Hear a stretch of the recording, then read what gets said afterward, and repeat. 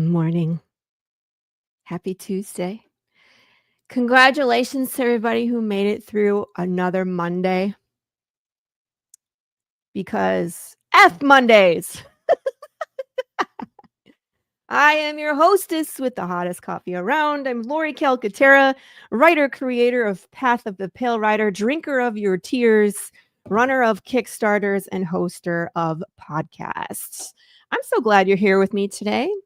We're going to drink some coffee and talk about nerd stuff. Good morning, Lou. How are you, ma'am? Nice to see you. I am recuperating from, I spent a lot of time yesterday being a burrito from going to Texas Haunters over the weekend. So Saturday and Sunday, I was in Irving, Texas. And this was a Halloween themed Comic-Con in the middle of July. Carl. Okay, but I'm so glad that you popped in. You're like, I'm going to make a point to see if Carl pops in tomorrow because I saw you last night. So that's all right. Feed the cats, have some lunch, do your thing. Good morning, Dylan. Good morning. Oh, I love everybody's here. See everybody. Yes, they are, Sarah. Don't argue with me. It's my show. I'm right. Mondays are terrible. Anyway, so I was at Texas Haunters. I had a freaking blast. I sold all of the barbecue sauce that I brought, ton of hot sauce, ton of books. And I love it when, see, the whole cool part about Comic-Cons to me is just connecting with your audience. So some people just wanted to try the hot sauce, and that's cool. Like, we're friends. But when I was like, we can talk hot sauce or we can talk comics, but I really want to talk about the comic, right? And I had some gentleman that was like, I'm not really into comics. So how do you overcome that, my friends? Here's what I did. I said, that's okay. A lot of people get into comics through my series because we're all tired of Hollywood, reboot, recycle, prequel, sequel. I was like, Hollywood is not taking a chance on anything new. And so where are all the people that are writing the new stuff? We're still here writing. We're just an indie. And I handed him a book. And we had a great interaction. He ended up getting the whole series. So that's, my friends, how you overcome that. I'm not into comic books. That's okay. It's a good story. My friends, let's look where we are on the Kickstarter. Oh, we are in that. Oh, you are. That's so great. I'm glad to hear that, Lou. I know you've been suffering. So I'm glad. I will have to, I don't know if it's just like you got through them, just like battled through it, or if it was John Westhoff, you're on next week and we'll talk about this, okay? Dylan says, after the Artcasters, I looked you up to subscribe and I was already subscribed. So I subbed the last time you were a guest on their show. LOL. That's funny. Anywho, here we are on a Kickstarter. We're in that weird middle week where nothing, it moves. It's barely moving. It'll move and then someone will cancel and then we'll go backwards and we'll go forwards, we'll go backwards again. So I'm trying to be in good spirits. It's that weird point where you can feel like a success and a failure at the same time. My guest today, I'm sure, can understand. We've all run a Kickstarter and then questioned all of our life choices in the middle of it. But it'll all be good at the end. I know that a ton of people are waiting to that last week. Why? I don't know, but that's just how it goes.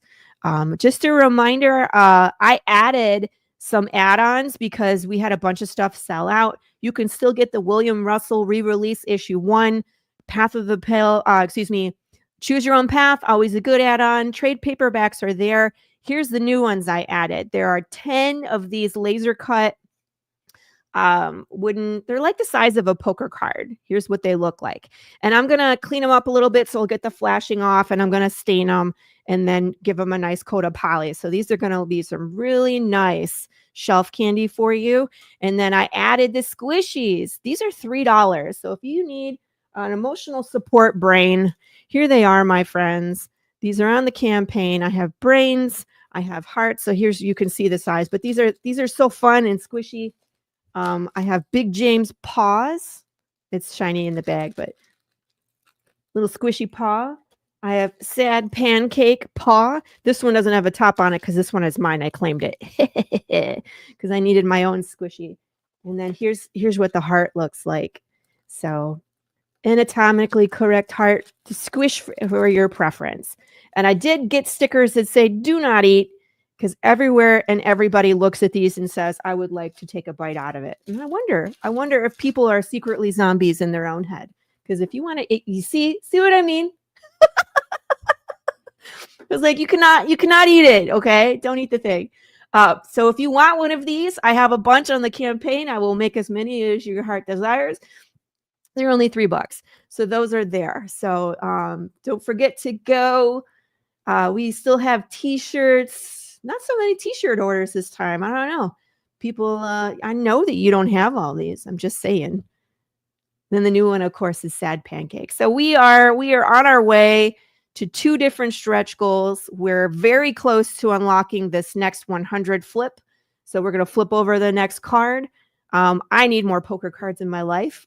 We have unlocked this one, and we're on our way to unlocking this one, Sad Pancake Scratch and Sniff stickers. And if you don't want that in your life, you should reevaluate your life choices. So that, my friends, is what's popping with Path of the Pale Rider. I am going to be just for the beginning people, I'm going to be in Frisco this weekend at a 1-day show. It's called NTX. Jim Lee is going to be there, so it's going to be a big deal. I actually convinced my husband to come with me. So if you want to see the Mister, you can come visit me in Frisco. I'll be set up right next to Marco DeFio and Von Fox. And so it's going to be a blast. We're probably get into some shenanigans at some point, but come out and see us on Frisco. It's Frisco Convention Center, August the 2nd, this Saturday. Enough about me. Let's bring in my guest, returning guest. And you all know him as CL Zeno. Good morning. Morning. We are with our mugs. Show off your mug. Yeah. Drunk mom. Does it change color when you put coffee in it? It does not. No, it's make those. Mr. Yeah. Laurie. Mr. Laurie. Yeah, if you want to see Mr. Laurie, come to the NTX. You'll meet him in person. Sorry, you can't tell me what to eat. I miss some of these. So when I go see your lives pop up, I would think, wait, who is she? I'm like, oh, that's the one on Scott's channel. Yeah, that crazy lady from Scott's channel. Yeah. I'll have to get out to Tennessee at some point. I know like William Russell is out that way, but the rest of us charter crew need to go. All right, CL Zeno. Let's get back on track. Shiny things. I was laughing when Westhoff said he doesn't like comics. What's that? I was laughing when Westhoff says he comes in the chat and says, "Oh, I don't like comics either."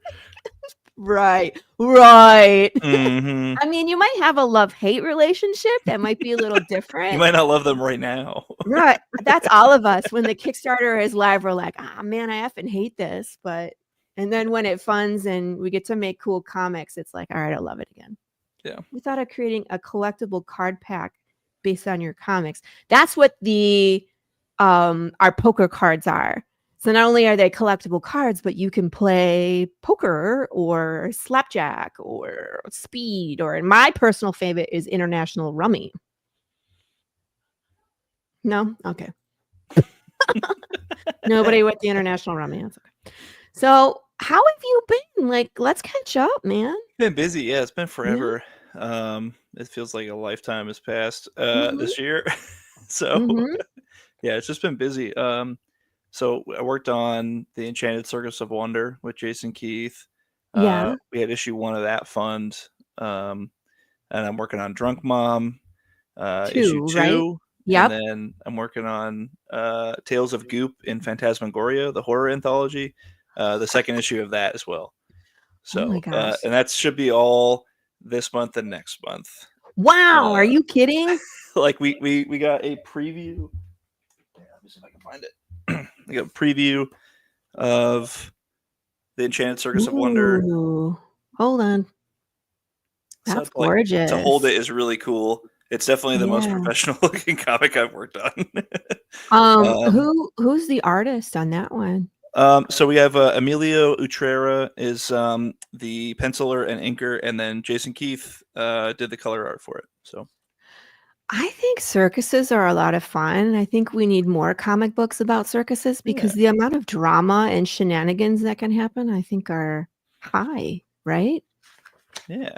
Who's on the It, back? Ooh la la. oh, that's actually Jason's wife. What? Let me see what you're showing. Yeah, so that's her. So a little background for the Enchanted Circus of Wonder. It's for Cosplay World. All these Okay. characters are mascots for the convention, and so Oh. when I was talking with Jason, I met him at Virginia Comic Con, and we were just talking, and I brought some comics to sign because if you've read Marvel for the last 15 years, you should know Jason Keith. Yeah. And so Yeah. and he's like, yeah, I run this. I don't work for Marvel anymore. I'm running Cosplay World Con in Richmond, and I have these. He was just telling me about the characters, the mascots. He's like, I always wanted to write a comic, and I was like, well, I've written some comics. I'll definitely, if you need help, I can definitely write it for you. And Yeah. then that was That's cool. November, and then Yeah.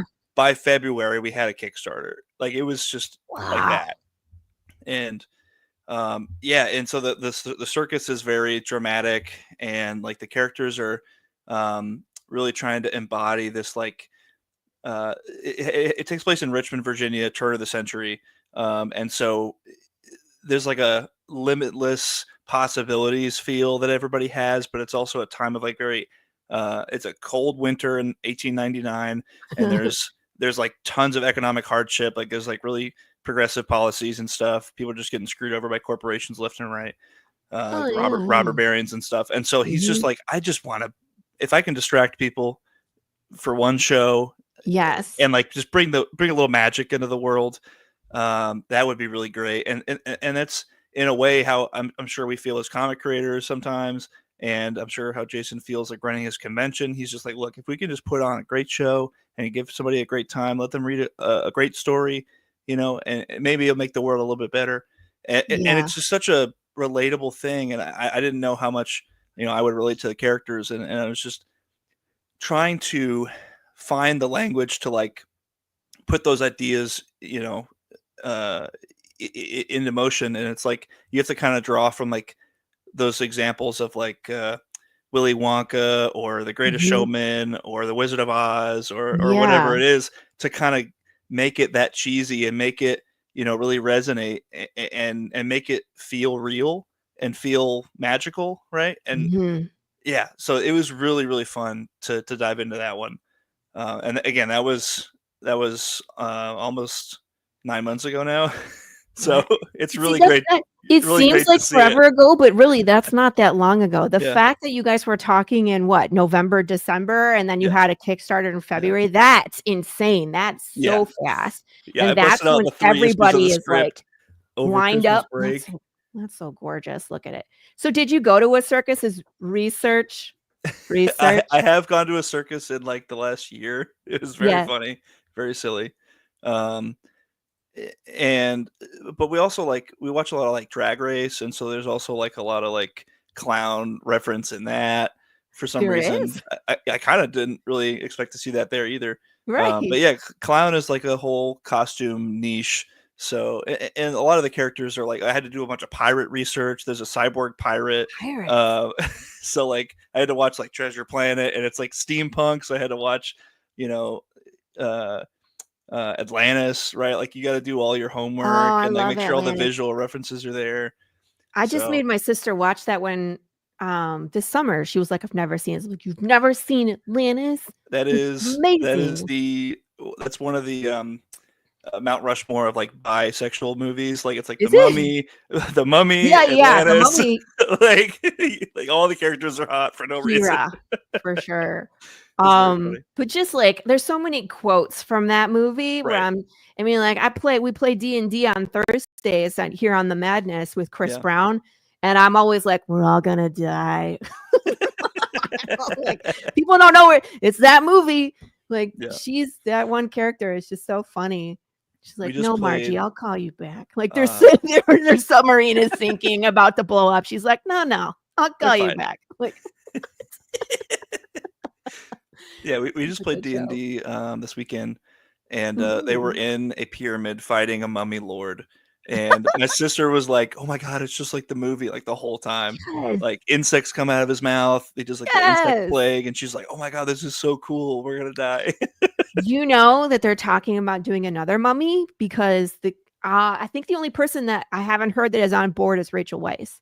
But like Okay. Brendan Fraser, and then the other three, I don't know their names, but it's like Yeah. Omar, Odette. I'm sure Rachel Weisz is down. She's been I mean, doing. like if they She's throw been her enough working. money, she'll do it, Yeah, right? exactly. It's There's definitely a Hollywood. That market for okay, it. that is one reboot that I would go see if Yeah. they are in it, you know? Yeah, it's Because like I feel like they're sometimes always those trying are to cathartic in and of replace. themselves. Yeah. Huh? Like sometimes those reboots are like cathartic, like in and of themselves. Like the Yeah, Ghostbusters one I'm where usually not on everybody board. comes back and you're like, I didn't go okay, see it. yeah, Wasn't interested. Like I always feel like it's a gimmick when they bring back the original cast, but they're also introducing like the new crowd. And yeah, I'm like, this is just to like pass the torch, and then they're gonna keep yeah, making movies with the new crowd, which I'm not interested in seeing, you know? yeah. Sometimes Um, it's way more effective than other times. Like I think the Jurassic really? Park one I wasn't really into at all. Yeah, Dylan, the Dragon not. Emperor was your favorite one? Oh, that's a hot take, I think. Yeah, the first one's pretty hard to beat. I Like know. it's so But it solid. did have Jet Li in it. Like, I get it's Jet Li, but wow. I don't know. I haven't watched it in a long time.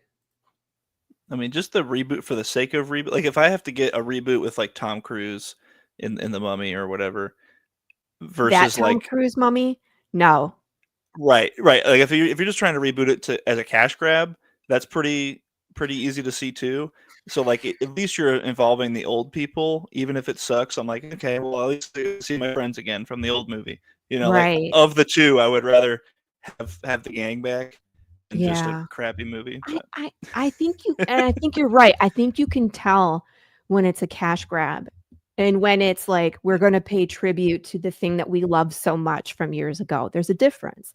And unfortunately, yeah, we've just gotten so much of this is a cash grab that I don't bother. Like I don't want to see a live yeah, action adaptation of the movie I love. It's the movie I love that I love, you know? yeah. I don't know. I think I'm the just over all worst the cash grab reboot. I've seen recently was the Craven movie. I Like didn't even no way dude, am I giving that all of my those like dollars. yeah, all of The Yeti. all of the Oh, Sony man. villain movies kind of at a certain point just seemed like some executive was just like, "Oh, make me more money with our Spider-Man franchise, right? Like just Yes. do it. Like here's $100 million, just go make us money." And it's like Mhm. this is nobody's creative vision. Like this is just people taking a paycheck for and Yep. it's like everyone's phoning it in, the actors, the lighting people, the Yep. score, like everything is just Lighting people. like They're seriously, just like like, "Here you go, it's Craven my was cell so phone bad. light." How do Yeah, you phone in if lighting? That's hilarious. dude, the script, everything is so bad. Anyway, Yeah, yeah, that's well, and I mean, we know this happens. Like, for example, A Quiet Place. Really good movie written by yeah, John Krasinski, and the mhm, studio came back and was like, "Okay, we want you to do the next one." And he was like, make there was never supposed to be a next one. It's a make us one more and money. done." Right? And what they told him was, "Okay, if you don't want to write it, that's fine. We're going to get someone else to write it." The second movie is happening. Yeah, and that's So why either you're on yeah, board and you can make it good, or you're not on board and we'll find someone else to make the money. yeah, and that's why it's so important that like Ryan Coogler with Sinners is like having so much involvement in his contract for owning the movie after a certain period of time, like a certain percent of royalties for distribution, and like just Yeah. like creative control. Like that should be the bare minimum. It Right. really should. Well, here's the problem with that. Ryan Coogler has clout. Laurie Right? Yeah. Calcaterra does not Yeah. have clout. Yeah, a lot of So people don't have those cards, those trump cards Theo to Zeno, play. they're like, we want to make Drunk Mom into an animation. And they're like, great, I want to have creative control. They're like, no, no. Yeah, They're like, you It- take our money and you walk away. yeah, it's Would so you do it? interesting. It's so interesting. Like, I think I would have to talk to the people, right, and get a vibe because like it's just like when you see the movie, you can tell if it's a cash grab, like just watching it, right? Like you just know, because it's soulless and lifeless and totally corporate. Yeah. And so like if you go into that meeting and they're like, we want to turn your comic book into hundreds of millions of dollars, and you're like, okay, but like have you read the Have you Kickstarter read page? it? Have you That's like read first the one, right? comic? Like, what's going on? What about Drunk Mom is important to you? And they're like, the money part. And you're like, okay, well, Yeah, they're maybe like, this isn't a good the fit. name is marketable and we like it. Right, And yeah. you're like, do you even like, do you understand like, she's not actually drunk? No? Yeah. I made a April Fool's joke this year that got literally everybody. I don't know Did how. you? What'd you do? So on April 1st, I made an announcement. I was like, "Hey guys, I've been holding on to this for a long time. I'm really glad I can finally make this announcement. Um, Saban Films has picked up Drunk Mom for a live action adaptation. Um, what's her name? Aunt May from the Spider-Man movies. Oh, Tori Spelling? No, No. no, no. No, that's What's not her her name? name. What's her name? It's I'm so escaping me. terrible when I'm on camera Yeah, remembering things, yeah, and I'll exactly. remember 2 hours from now. What's Aunt Chat, May's name? yeah, Chat. chat, help us. The actress who Aunt plays May. not Tori Spelling, because now that name won't leave She's my in brain. My Cousin Vinny. Yeah, Yeah, I her. know who it is. Yeah. Spoiler alert: she's not drunk. You have wait. Marissa Tomei. First, Marissa thank Tomei. you. That's it. You have to like stop thinking about it for a second. Yeah, yeah. So Lou, it's not a spoiler. CLZ Zeno has been on the no. show before, and we Yeah, talked about it, but not a we're going to talk spoiler. about it She's 5 again for years sober, everybody. so Yeah. Alyssa yeah, Milano. Alyssa Milano, yeah. Michael, you and me both were wrong in left field. So Tori Spelling and Alyssa Milano. I was like, yeah, Marissa Tomei is going to play Monica. I'm really excited. She's a perfect fit. And then everyone was like, oh my God, congratulations. I'm like, no, look at You're the like, date. Like, just did look you at what look? day it is, please. Yeah, did you look at the calendar? My favorite one that I did was I was like, oh my God, I was on a podcast, and after the show, I trusted a podcaster, and I told them, what happens in my story, and then they went and made a short and they spoiled it. I was like, I cannot believe I trusted someone. I was like, I'm so mad. I was like, click on this link to go see what they said, And and it's it like just a GIF. Yeah. it was a Rickroll.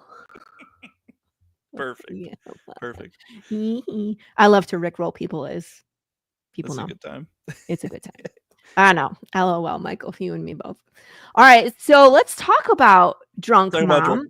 Yeah. Since I know we kind of brought it up and then left it there, but Drunk Mom. All Do right. it. I'll just shut up. I don't know what I'm doing today. So we had, let's see. The first you issue. should, Lou. You're here every day. Yeah, we had the first issue back in April. We finally printed it and distributed it, and we're working on issue 2. The series is written, so all 12 issues are written. And I think you told me I was crazy last time for writing the whole series before. No, that's me too. I think you and I are on that same level of crazy because all 12 of my first arc were written in 2018, and I'm slowly working through them. Okay, cool. Yeah. I wrote issues 1 through 12 from 2017 to 2020. I was in the Navy for most of that, so I didn't really have a whole lot of time to work on it. Yeah.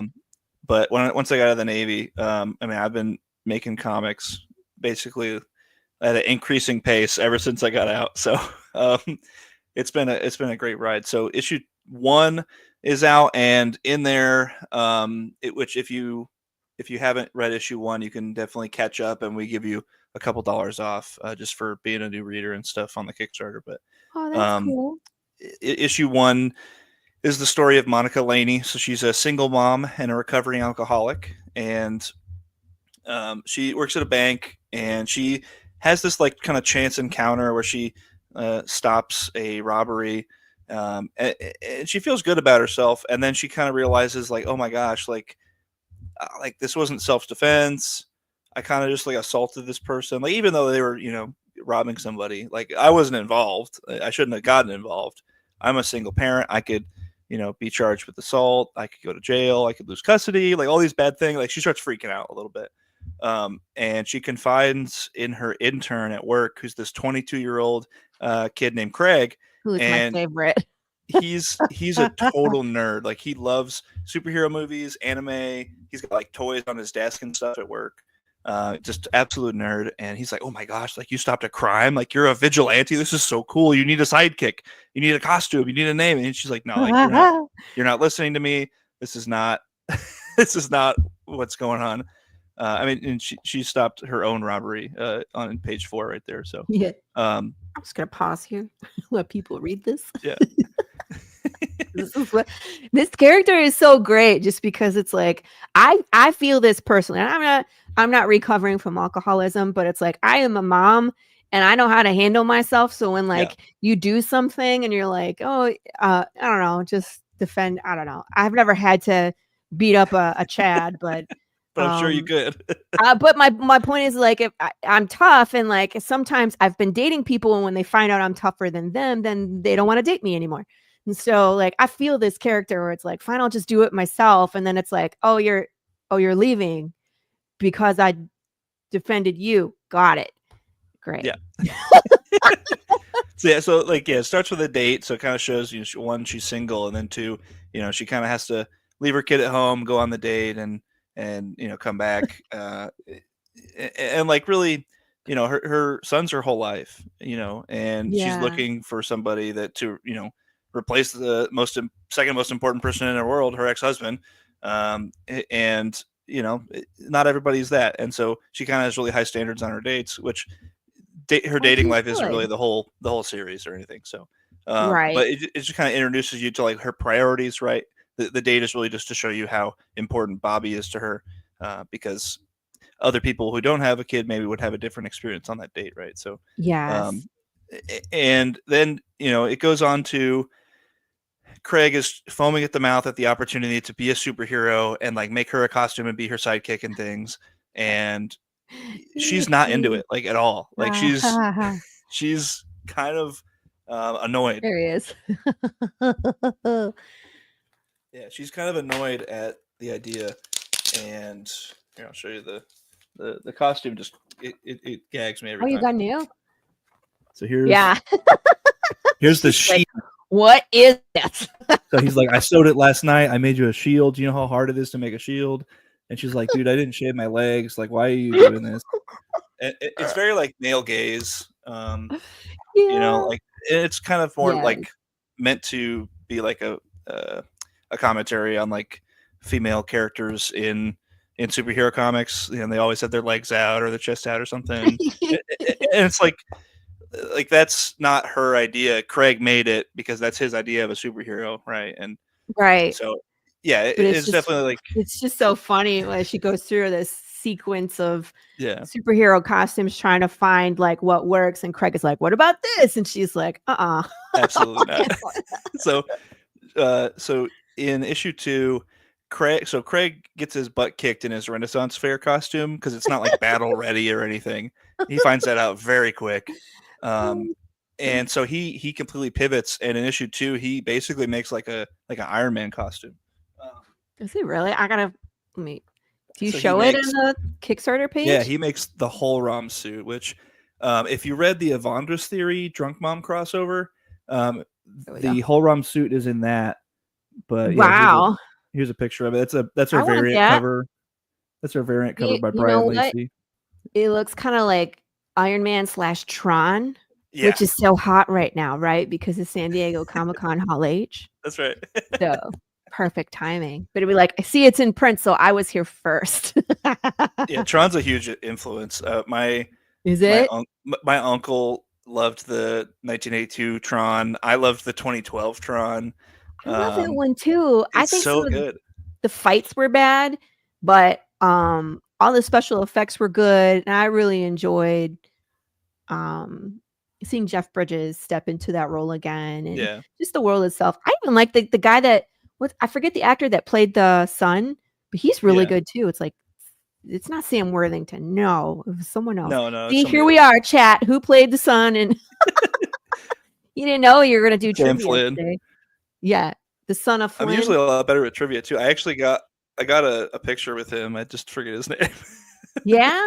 Oh my god. Well, in the music, Garrett Hedlund. What is it? Oh my gosh, yeah, Daft Punk. Garrett Hedlund. Punk, and now 9 Inch Nails, like 9 Inch Nails, yeah. Amazing. Super like, exciting. If I ever get made into a series, I want 9 Inch Nails to do my soundtrack for my world. And I know it's not Western, but I really want that. Who is calling me? Scam likely. Hang up. I think to Shush. answer your question from earlier, Yeah. like in the board meeting for Drunk Mom or whatever, when they're trying to make a movie, what's important to me is the soundtrack, honestly, more than anything, Yeah. because Monica has a bunch of quotes from like movie or sorry song lyrics that she says like all the time. Like she'll just start saying lyrics like in casual conversation, like I do. Kind of like similar to like Bumblebee from Transformers. Like she speaks in a lot of song lyrics, and so like I have a playlist of like Monica's soundtrack or whatever, her That's awesome. playlist, and it's all the song lyrics that we use in the comic Do in a you have that for playlist. real? Like Yeah, yeah. like it as a Spotify list, or how do you have that? Yeah, and it's linked on the Kickstarter as well. That's If you awesome. so if you're a super music nerd like me, then you'll get a kick out of that. So Good morning, Nem. Nice to yeah, see you. I By the think way, Nine Inch Nails is probably most up her alley. Like she yeah, quotes like Portishead in issue 1, which me. like Okay. really just sets the tone for I where she's I coming from. so in issue 8 in my series, when everything is going to change in issue 7, right? So in issue 8 there's actually 2 Portishead songs that I'm going to QR code Nice. into the book, because that's what's playing in the background. So you can just imagine, like, how does it go from a Western to Portishead? That's going to be a fun side quest, right? Dylan says that picture you held up with the suit looks like Batman Beyond, and I could totally see that. Yeah, Yeah, I'm right? super down with that. Yeah, Joe, don't call me scam likely. that was me calling you. And that makes sense. Good Good morning, morning. I have my soundtrack queued for today's art lesson. That's great. Art Nice. session, excuse me. Yeah, Monica That's has always fun. like a riot punk, like 90, like L7, Bikini Kill, like just anything 90s grunge or punk is really kind of her safe I place. I can still So see her like kicking butt and taking names yeah, to "I Don't Give a Damn About My Reputation" by yeah, Joan Jett. Just like 100%. Kick-Ass. Yeah, Like the little girl in Kick-Ass that was just like taking out all, like I could totally see Drunk Mom doing that, you yeah, know? and like I was born in 1994, so I was way too young for that scene. But like my parents, like I listened to their music, so I listened to Yeah. Joan Jett, I listened to everything from the 60s and 70s that my dad listened to, everything from the 80s that my uncle listened to. Like so, like I feel like that's a pretty common experience where people listen to music that's older than them, right? And Yes. so like now kids are being raised on like Blink 182 and Green Day or whatever their parents are listening to, right? Like Well, I make my kids listen to Nirvana. right, yeah, the Nirvana. So like Bobby, Monica's son, he has all of her CDs and he has a CD player that he carries around in 2025 in the comic, right? And so like he's just the most low tech kid at his school probably, That's because funny. Monica's like, I have this whole CD collection, like why wouldn't we listen to it? Like why would I get Yeah. an iPod? Why would I get you a smartphone when we have a CD player? Oh It still gosh. I works. think that just reminds me, I'm like, I think I still have mine too. Um, where is it though? That's the question. I don't think we have a CD player to play it. Isn't that You should crazy? get one. You should get one. Yeah, they're probably like $3. Go to a Goodwill and get one for $3. There you go. And so there's actually a Nirvana, I would say a whole scene based on a Nirvana song in a future issue. So yeah, we're definitely barking up the same tree for Drunk Mom. So Cool.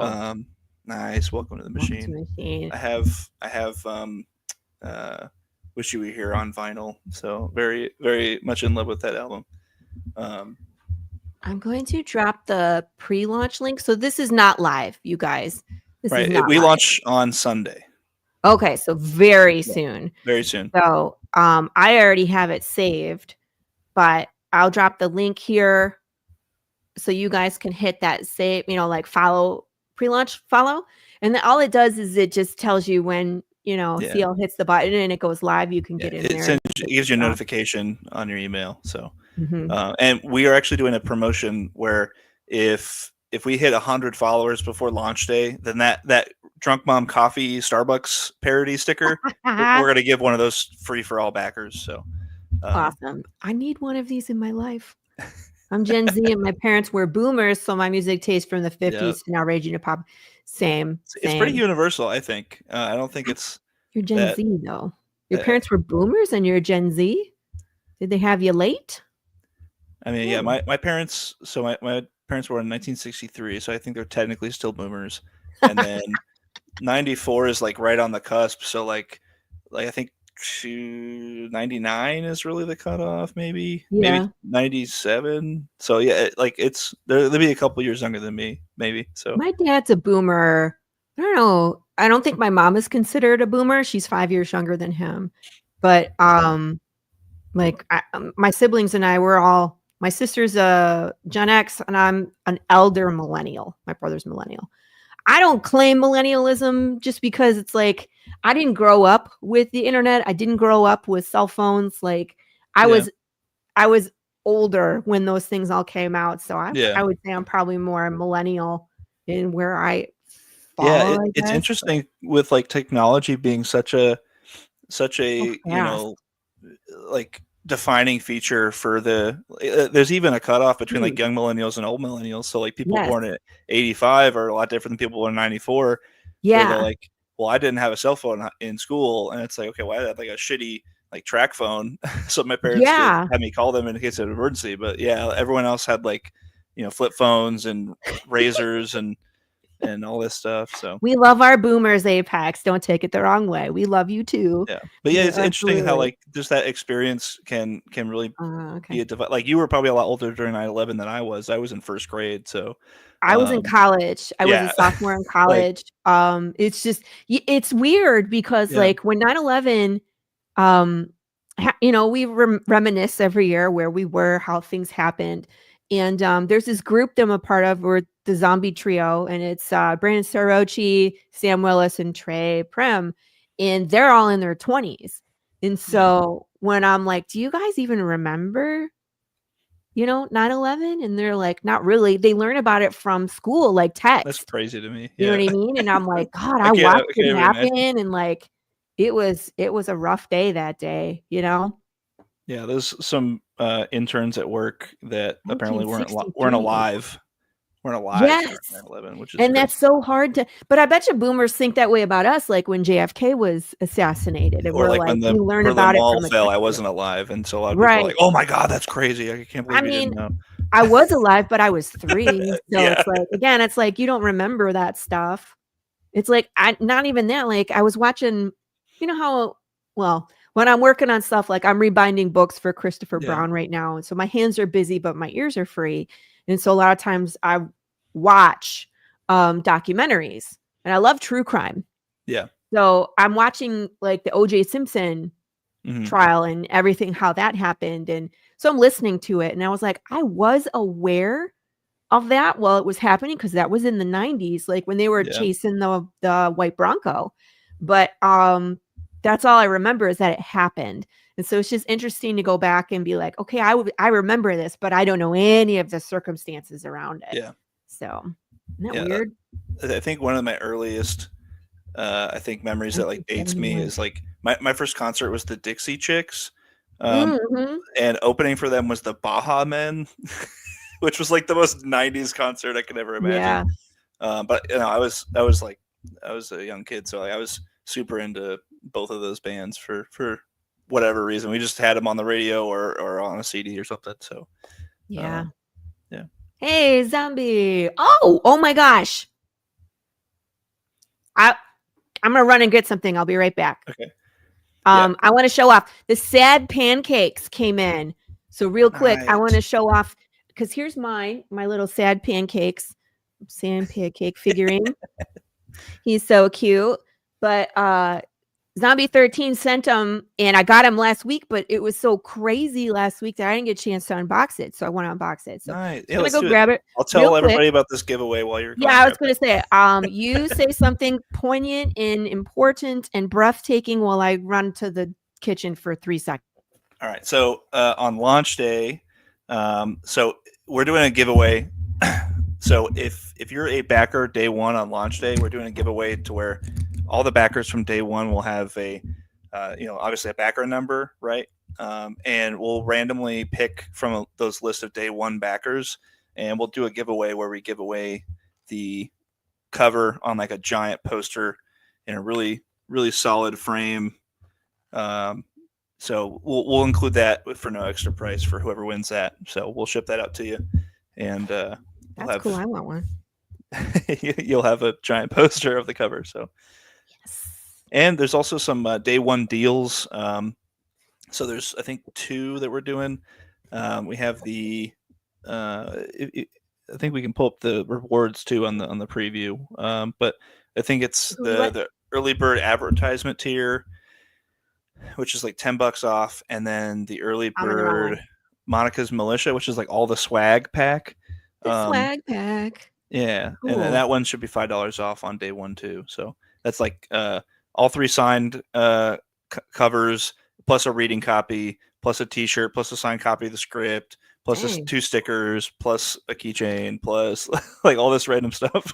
So that's amazing. That one's really cool. We did something recently. I'm not sure if this is big where you're at, but like the cons around me where I'm at in Virginia, a lot of people have like the little badge ribbons, and they'll like the little ribbons that go on your badge. Oh. And so people will go around and like collect them, and they're like, "Oh my gosh, do you have a ribbon?" You know, I saw one for, you know, for the show, and then this creator has one, and then if you collect all these different things, it's like a stamp collection or whatever, but for, you know, your badge. And so people will go around, if they buy a copy of Monica or Drunk Mom #1 at a show, I'll give them a little Monica badge. That's cool. Because people seem to like collecting the badges at cons now. But that's funny. You know, that must be a regional thing, because I've never seen those. Yeah, it's really interesting. I hadn't seen it until NecoCon last year. Don't give me more merch ideas, okay? I have so many merch ideas. So the sticker with the Drunk Mom coffee, I've thought about reaching out to one of our local coffee roasters and seeing if they want to like sell coffee via the Kickstarter, right? And do like a branding, you know, crossover. Yeah. So we'll. it takes time for all that stuff. So I'm sure all the merch ideas will come to life one day. But I feel you. Yeah. I have a addiction to hobbies. Yep. So that's why my Kickstarters are so freaking crazy. It's like we got squishies, and we got scratch and sniff, and we got hot sauce, and we got secret rewards, and we got T-shirts and hoodies and swag bags. And hello, my name is Laurie, and I'm addicted to hobbies. I think that's one of the successful strategies for a Kickstarter, right? Is to have like an endless scroll of rewards on the I don't know. the story page. I think sometimes it could be a little overwhelming. I think that I'm at the point where I feel like I should probably scale back some things, because I have like 2 secret rewards, but it's like maybe I should just have 1 secret reward instead of 2. What's behind door number A or door number B? I know, it's like, because I think people are confused now. They're like, "Oh, it's the secret reward she said in the video," but it's like, nope, you're getting the wrong secret reward. For that secret reward, you have to do this, and for this secret reward, you have to do that, and it's like, it's super confusing.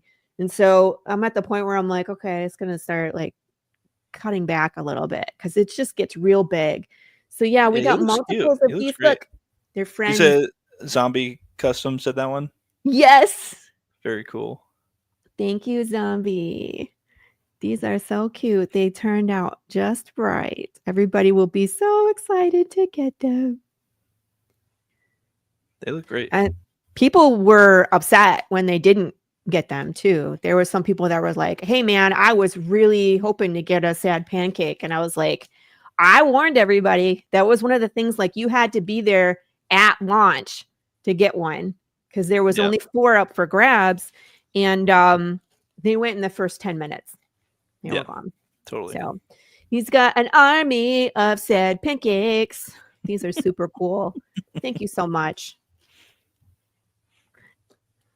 And I know, like, the fans are like, "What animal are we getting next?" And I was like, Zombie doesn't have all the time in the world to make you guys an undead zoo.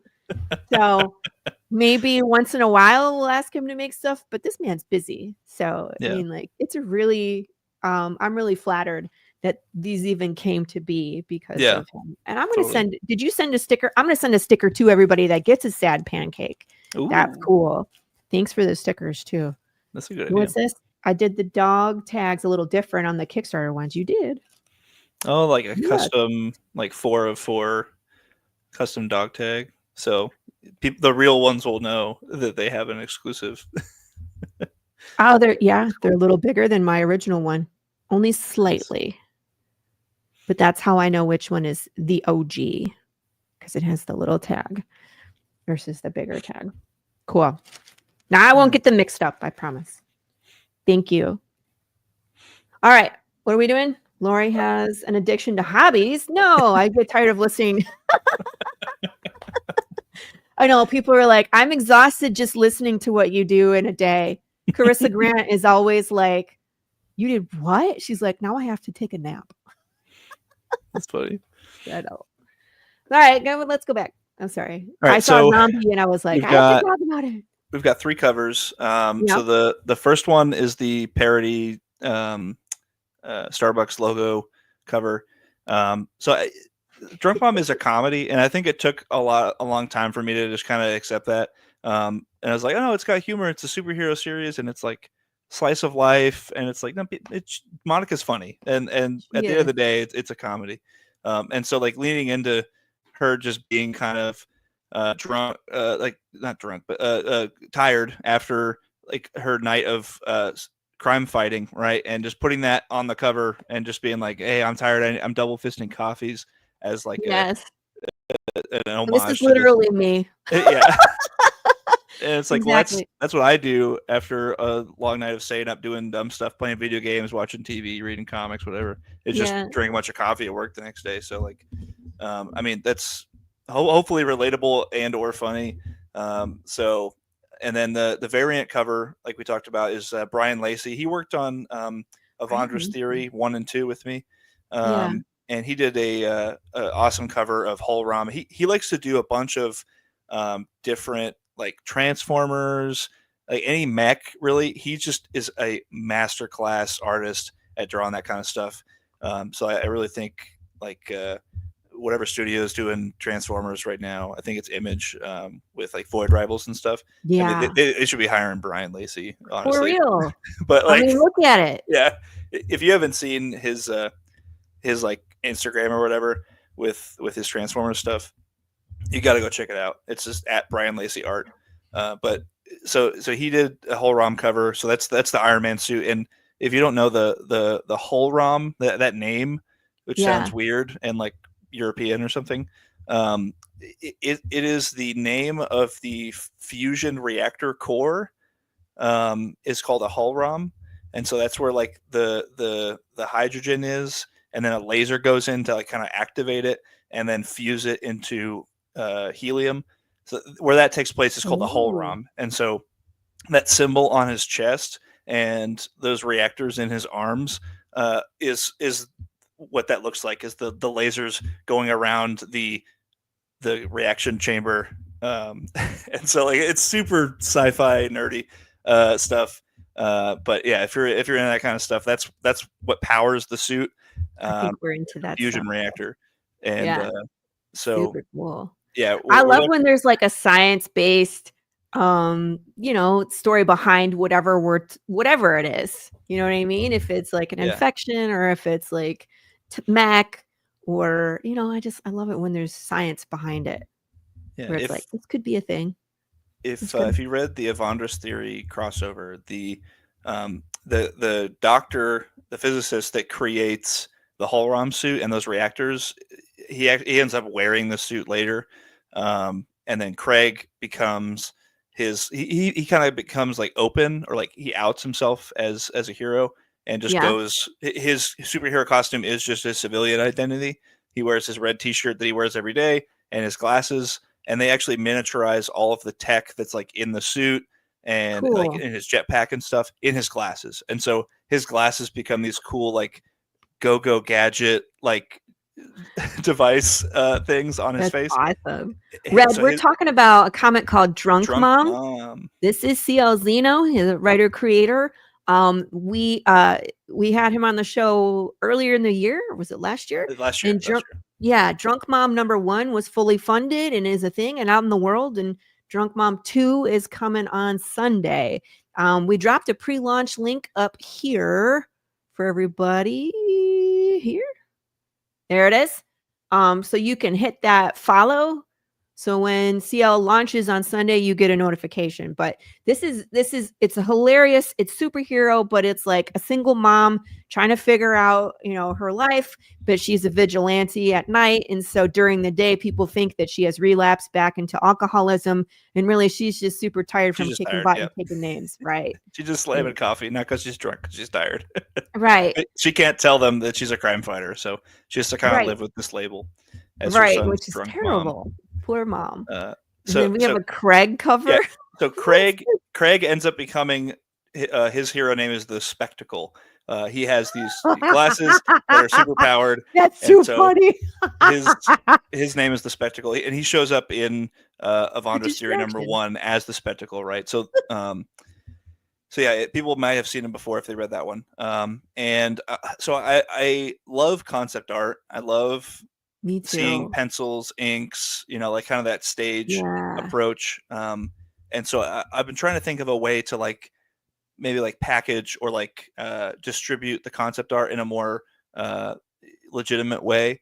And so I think I've seen this with Marvel Comics, DC Comics plenty of times before, to where it's like, hey, here's the character design, here's some of the concept art, and we're going to put it on a cover. And I just thought that if there's a market for that, because I love getting those. I love seeing concept art. I'm always one to watch behind the scenes on movies and stuff like that.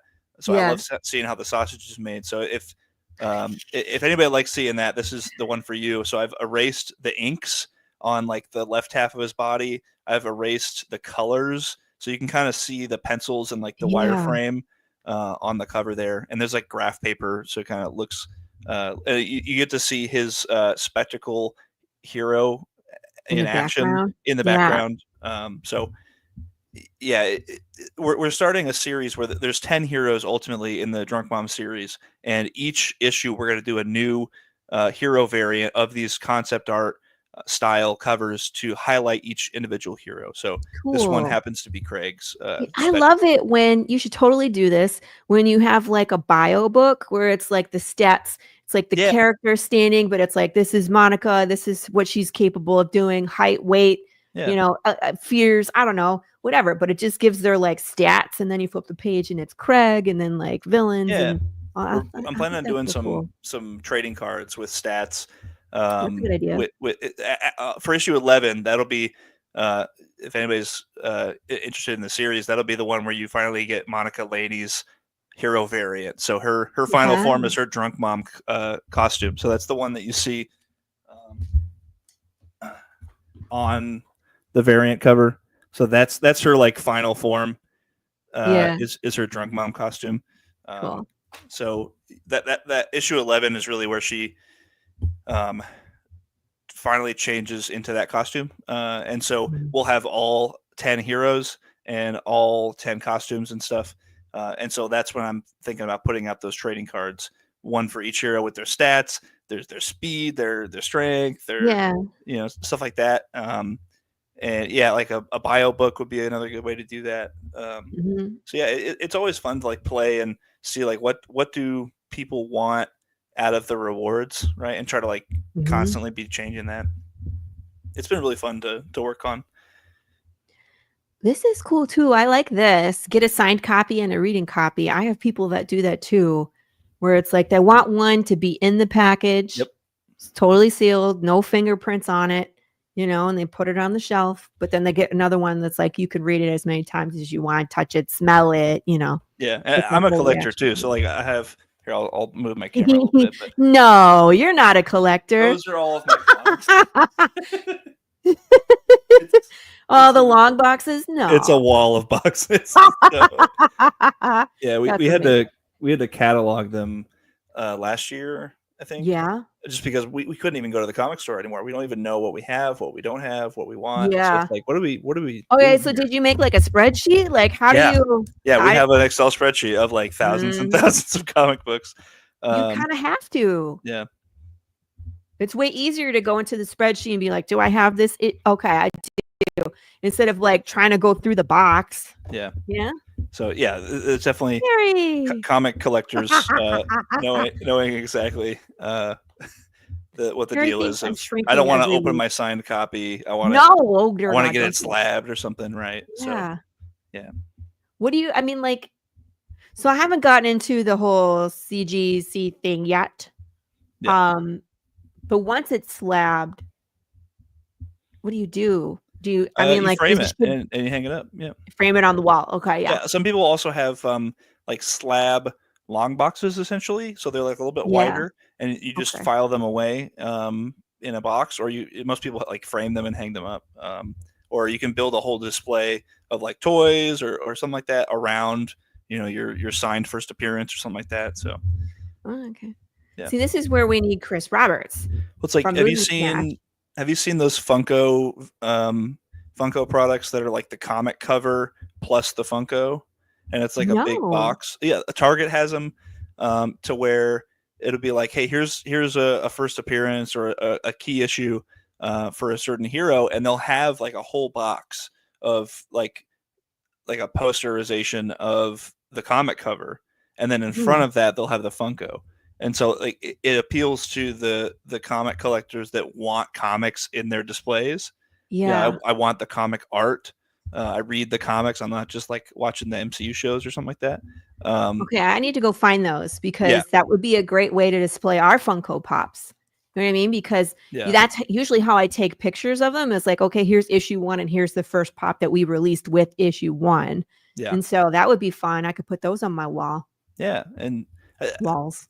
I I need think more space. I need more walls. I think you could do it indie too. I think you would just need to find like a box that works for your comic, because you can put the signed copy in a box and put your toy in there. Like you could 100% rip off whatever Funko's doing for your Well, and stuff it'd be too. like we could probably figure it out too, where it's like you frame the cover or the issue, right? You put the issue Yeah, in the frame, and then I could 3D print like some kind of like a mini shelf or something yeah, so that the Funko can sit on the shelf, and then you hang the frame, you add the shelf, and then put the Funko on it. So it's like yeah. in the lower And corner. you can sell the frame signed copy Funko bundle, on the Ooh. Kickstarter, No, and I just can't do that. It's yeah, it's like the the Funkos collector's are already edition. freaking expensive because they're Yeah, custom ones. So yeah, I mean, yeah. like, it already comes with the comic too. That's an idea. I could send it with a frame. That's a I see, do stop have giving me merchandising ideas, I do have please. a custom painted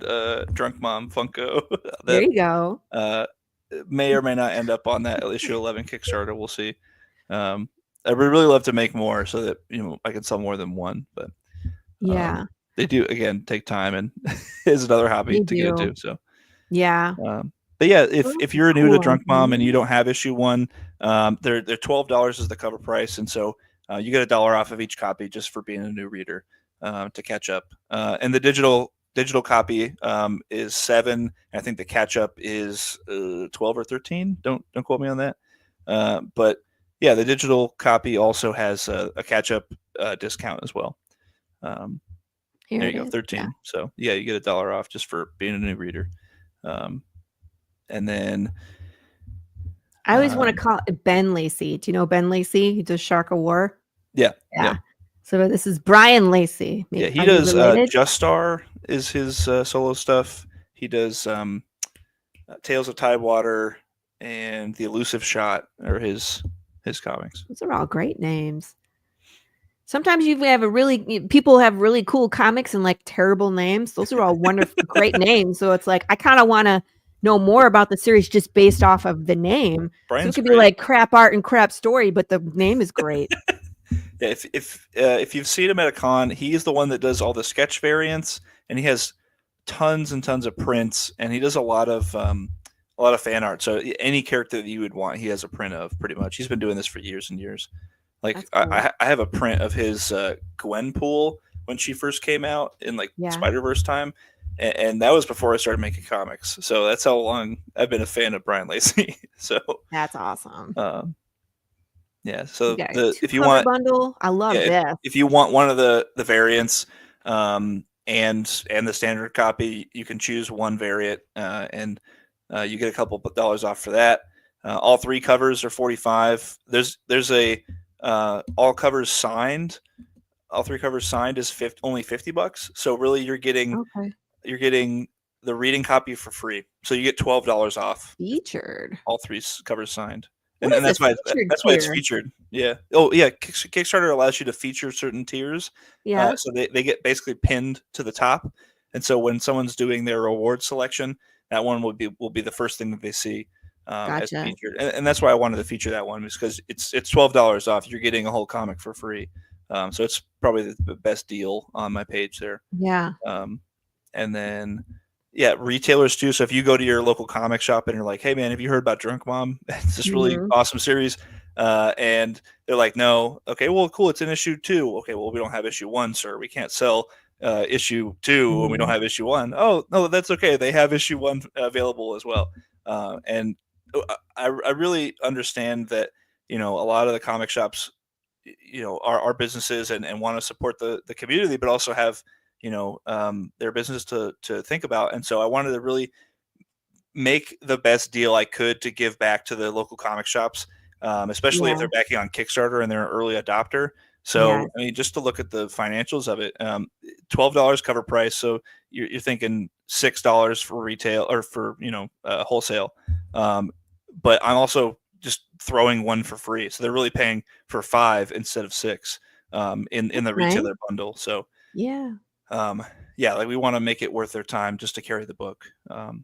Yeah, and if you're a comic creator Advertising. yourself, we've had a couple different ads in our comics, for local shops. Atlantis is down in Norfolk and Portsmouth, and then Comic Unknown is an indie comic creator out of Florida. So yeah, like we have a couple pages in there. So and the early bird for that is $10 off if you're on day 1. So Oh, cool. Yeah. and then yeah, a little bit about Stretch goals. If yep. we get And 100 then if we backers. don't hit the 100 followers on day 1, I still want to try to give everybody a freebie. If we do hit 100 backers, I'd still be down to give everybody the sticker. So Yeah. and That's then yeah, neat. a little bit about me. We've talked about a couple of the comics: Enchanted Circus, Phantasmagoria, which is my horror anthology that is launching. It should be later in August, if not September. But issue 2 of that is coming out this year. Ooh. I started working with some inkers. So I'm working on with Deborah Rolfs for the Tales of Goop Phantasmagoria #2, and then working with Brian Wolf for Drunk Mom #2. The inks, I think, are the part that have the highest learning curve for me. Like I've been drawing my whole life, and I just Yeah. once I started working on some comics, I just basically realized that I've been studying penciling my whole life, and really know next to nothing about inking, to be quite frank. And so like just to get it to look the way that I want to takes so much time, so much more time than I Yeah. would like, and it still Yep. probably doesn't even look the way that I want it to ultimately. So I'm just I'm willing to admit defeat in certain areas. Lettering, not my No. strong suit, right?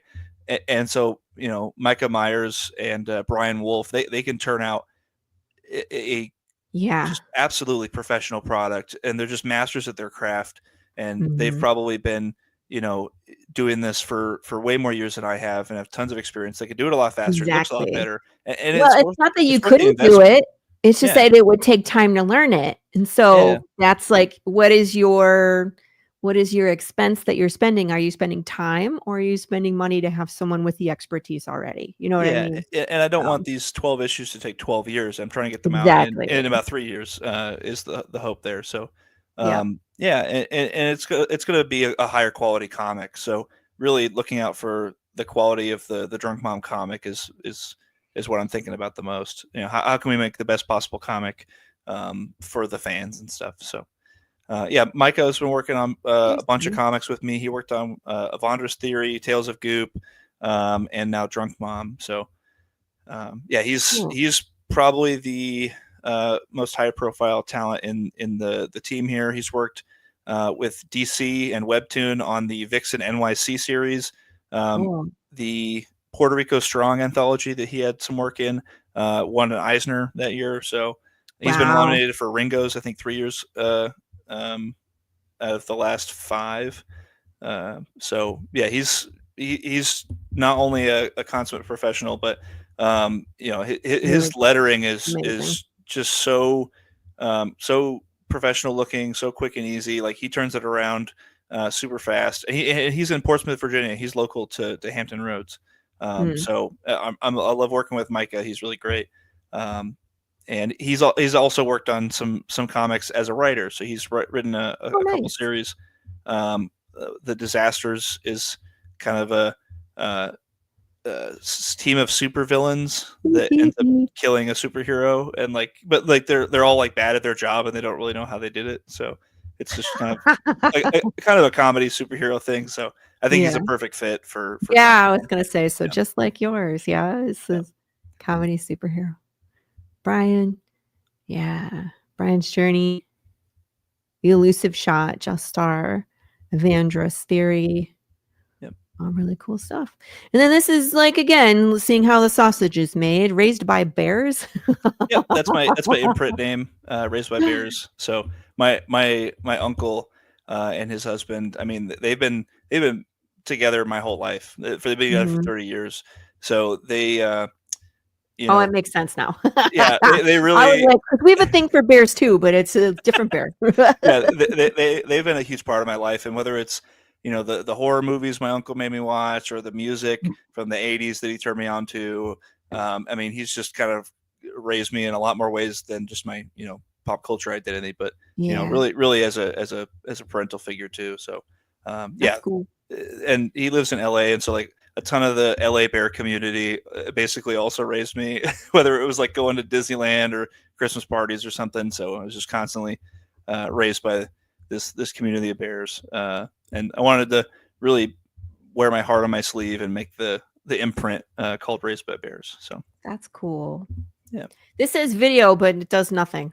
That's correct. Yeah, no, we're working on the video. That's a placeholder. It's not live yet. So I mean, that's I totally get editing. it. Yeah. Cause I'm this is what will be here at some point. I don't know about you, but when I start a new Kickstarter campaign, I just copy and paste the previous one. I just dump it and then tweak it. Yeah. And then I go back and I replace when when I have the new art for the next issue, I replace the old art, and you know what I mean? So at least it's all there, and it just kind of move it around.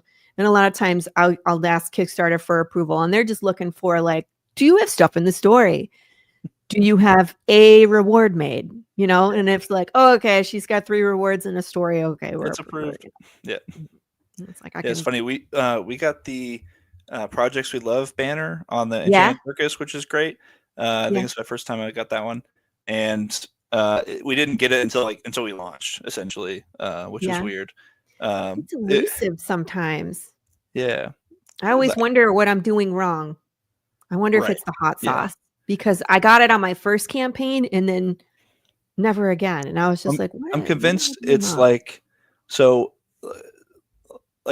Jason Key's a well-known name, so they kind of trust that brand of okay, Marvel artist, right? That's gonna add some bona fides to the page and hopefully make some sales, and so they want to move traffic on their page that will make sales, and that's just a surefire thing for them.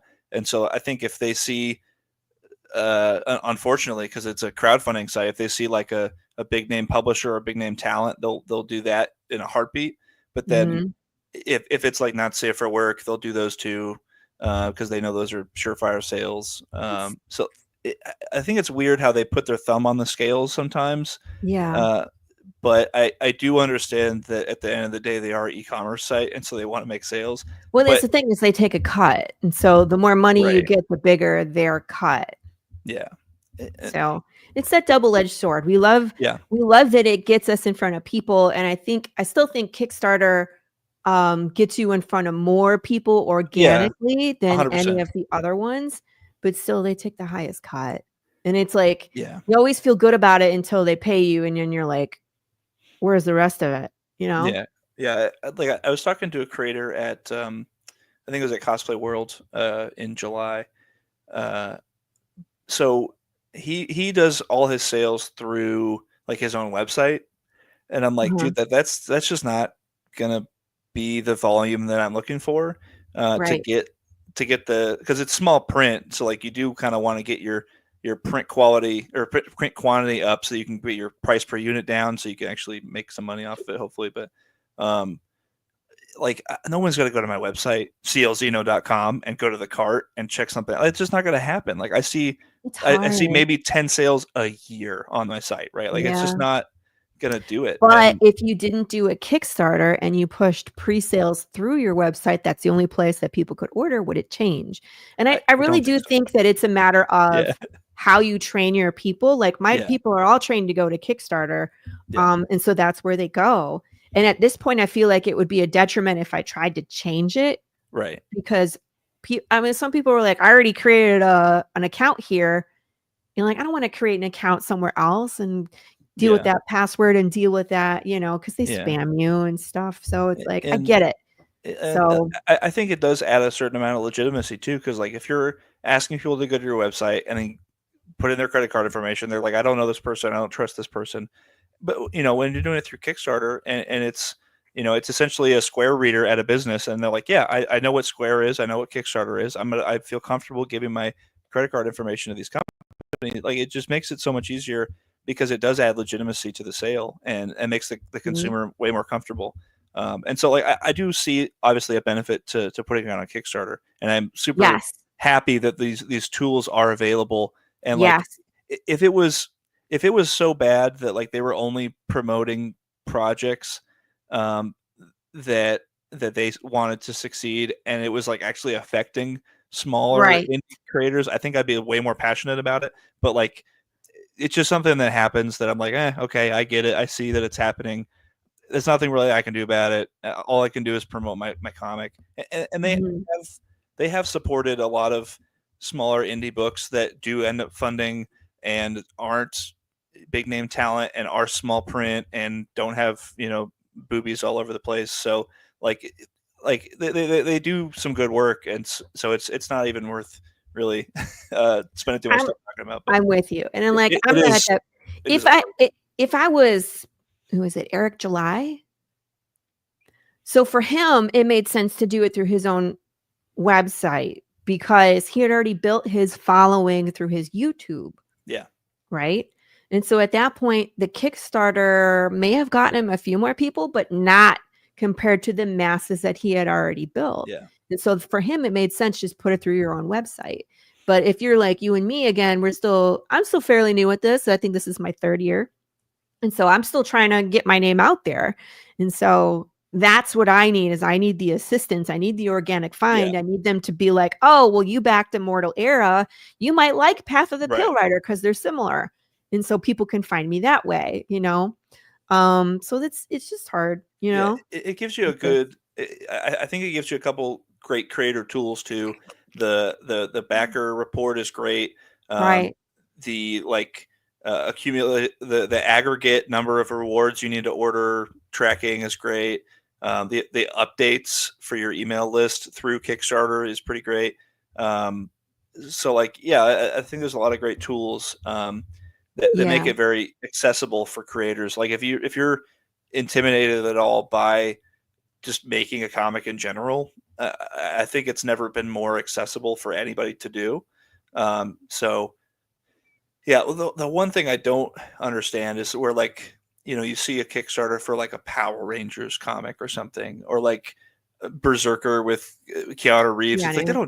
they don't need Kickstarter. What are we doing? Like, Exactly. It's like, who why are you not on your own website? Like don't you that's have a distributor?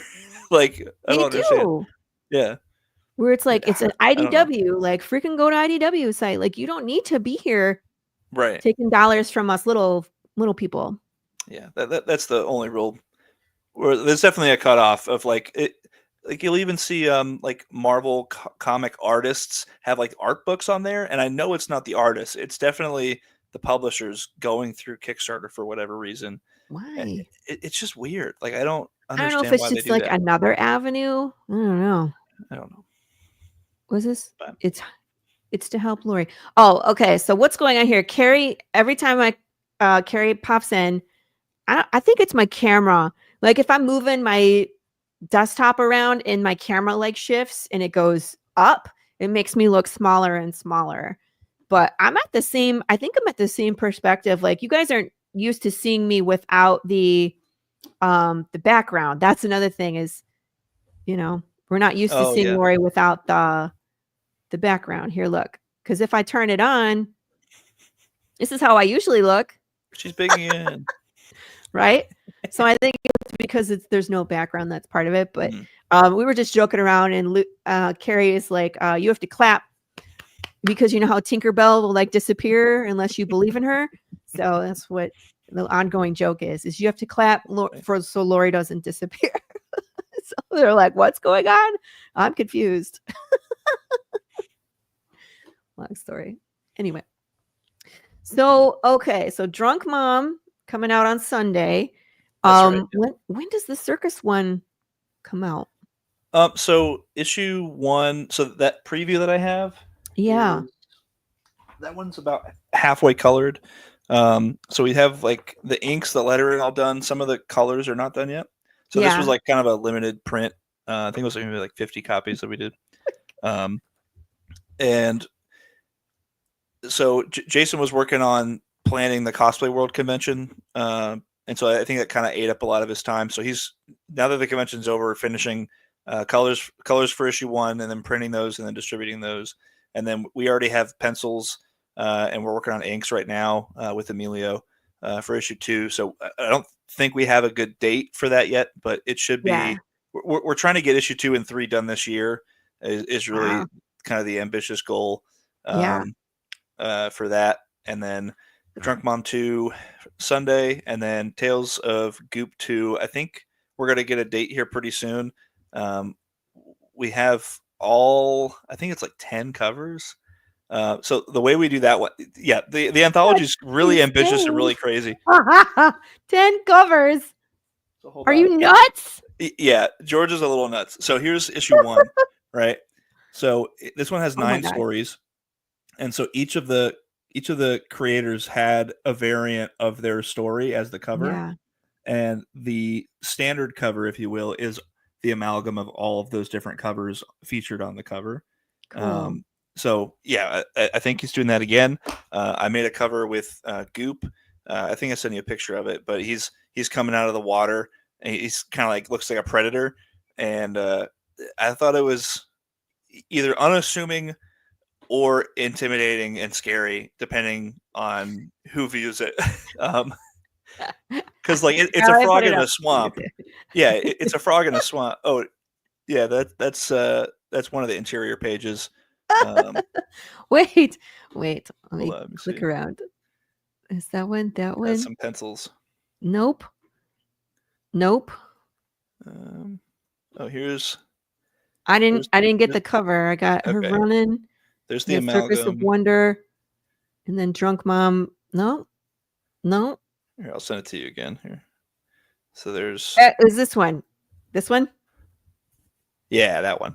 So I think it's funny because like it's a horror anthology. There's blood on the bottom by the logo. Right. If you read It's a issue 1, you know he's a frog. vampire.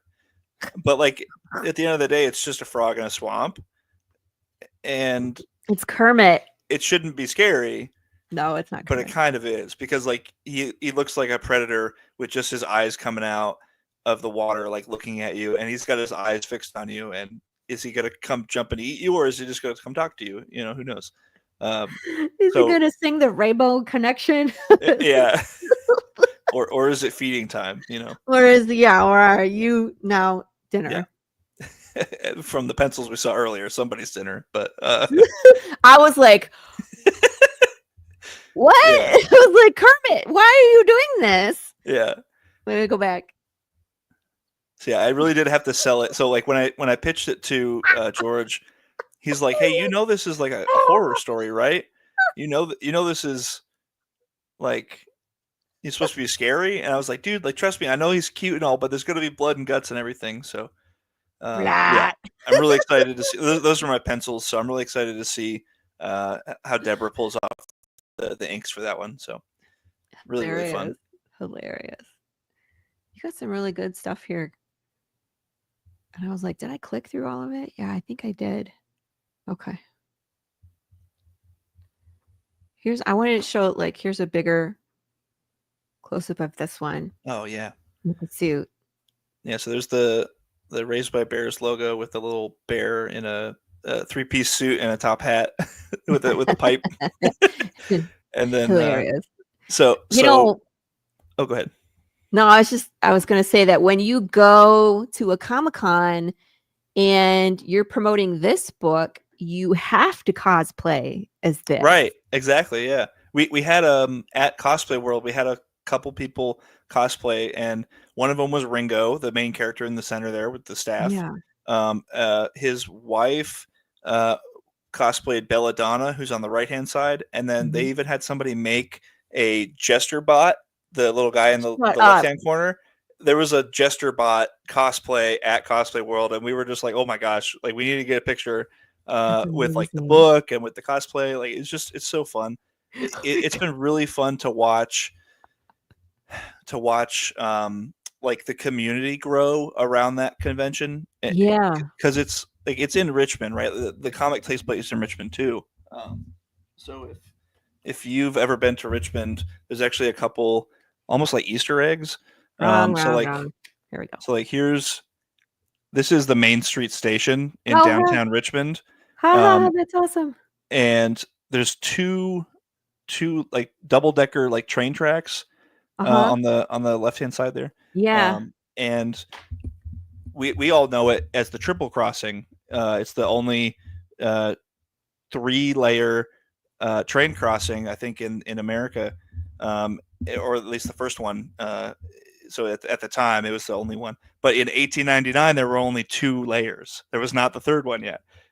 So it's like just a dumb little Easter egg. Go back so like if you've never been to Richmond, you don't know. But yeah, if you're from here and you go to Cosplay World Con and you know that these are the mascots for the convention, you're like, wait, that's Shockoe Bottom. I know where that is. Like I've been there, you know. So, but this is like 100% licensed to be a ringleader at a freaking Comic-Con to sell your books. Yeah, exactly. And it's like being obnoxious while being yourself. People don't like it, but if you're obnoxious as a character, people think it's great. Yeah. People think because it's on par with the story. I found that out too, where I was dressed up as like an apocalypse trader. It's like straight out of like Fallout, right? You know how they go around with the big mutated cow and they trade stuff on the road. So that was me, based off my own world, and I had the biggest sales, that I've ever had on that day by being obnoxious in my own world. And so, but again, if it was Laurie Calcaterra being obnoxious, it's a big turnoff. Right. So it's just this is perfect. Put on the hat, get a cane, twirl it around in front of your table. People and then, so come. We actually had one of the artists. So there's 2 stories in Enchanted Circus. So you're getting a lot of value just for buying the comic. You get 2 stories. So the first one pages? So it's 20 pages for the first story, and then a 4-page backup story in every issue. Gotcha. So it's 60 for the main story for all 3, and then 12 for the backup story. That's cool. It's a side quest. Yeah, it's a different take on the characters. The backup story focuses on just the pirate captain. Haha. So this what one's is it called about pirates that we love so much? I don't know. I've been trying to figure it out as a writer. Yeah. Like, what is the appeal? What do people want to see? Yeah. Right? And so this one takes place in what's called Mount Trashmore. It was a landfill that they turned into a park that if you're in Virginia Beach, you know about. And it's actually one of our best parks. It's just a giant grass mound that people love to roll down and play in and fly kites and stuff. Literally a landfill? Yeah, that's right. It's called Mount Trashmore. And so in the comic, we made it the landfill. It's a junkyard. And so the pirates, they live in the junkyard, like just like the Guardians of the Galaxy in nowhere, like it's a place for, people that maybe cast out by society and don't have anywhere to go. Well, there's no rules or laws in the junkyard. You can be wherever you want in the junkyard. So I like that picture of the dude just asleep in a chair on a pile of trash. So like, this is my life. he goes to a bar, and he's just kind of minding his own business after the events of issue 1, which don't really go well for Captain Draven, but that's okay. And they have a drinking contest, and he's I'm the champion, and then he's like, "Hey, does anyone want to challenge me? Do you want to challenge me?" He's like, "Buddy, you don't know who I am, do you?" And it's just an introduction to Captain Draven. So he's like, "Yeah, I lost my eye fighting a giant mechanical kraken. Maybe you've heard that tale before." And he's like, "Oh yeah, well, that can only mean one thing. It means you're Captain Draven." He's like, "Yeah, damn right, mother effer." So yeah, it's just a fun intro to who he is, and that story continues in issues 2 and 3 as well. Yeah, really fun. I got to see Joey Mason, who does the art for the backup story. He worked on he does a little bit of like animation concept art as well.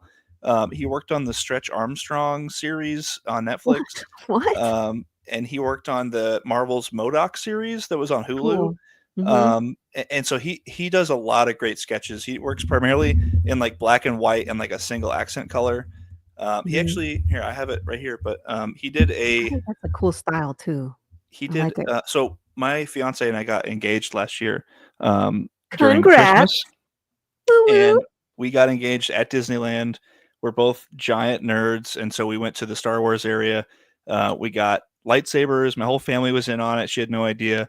And after the lightsaber experience, you go out and there's the wishing tree that's like kind of a Batu tradition, like a local tradition. You're not supposed to really use it if you're an outsider, but sometimes they make exceptions if you're cool, and they let you make a wish at the wishing tree. And so I proposed there, and told her that she's my star with a heart of Kyber, and she lights up my world and everything. And so I told all this to Joey, who's a huge Star Wars fan, and so he drew us in our Star Wars cosplays that we were wearing at the convention. I have it right here. Let me go grab it. I would see it. That's so cute. It's like the cutest, most romantic, nerdy proposal. It's like when you think of, when you are that elaborate and you get into it, that's so cool. Oh, look. Oh, wait a minute. Is she a Sith? She is. She's a big villain. She'll be the first to tell you that. Yeah. She's girl a big after my own heart. I think I she's think a big, I would be like, be gay, do crime advocate. I'm just like, see, I'm good until you cross me, and then I'm like, I'm gonna just stab him in the face. And it's funny because we went during Christmas time, and so the lightsaber she got was red because she's a villain. I got the green one, and for me, like I was interested in the green lightsaber just from Star Wars, and we went on Splash Mountain and we got wet and we had to take our cute cosplays off or whatever.